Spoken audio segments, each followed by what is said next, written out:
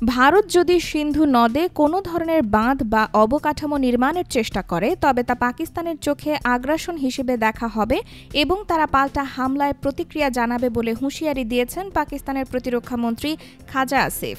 সম্প্রতি জিও নিউজের নয়া পাকিস্তান অনুষ্ঠানে খাজা আসিফ বলেন, ভারত যদি সিন্ধু নদে কোনো ধরনের কাঠামো নির্মাণের চেষ্টা করে আমরা তা গুঁড়িয়ে দেব।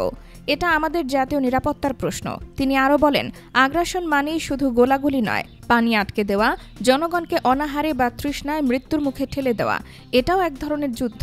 প্রতিরক্ষামন্ত্রী অভিযোগ করেন, ভারতের প্রধানমন্ত্রী নরেন্দ্র মোদী আসন্ন জাতীয় নির্বাচনের জন্য নাটক সাজাচ্ছেন। তিনি বলেন, ভারত আন্তর্জাতিক মহলের কাঙ্ক্ষিত সমর্থন পায়নি।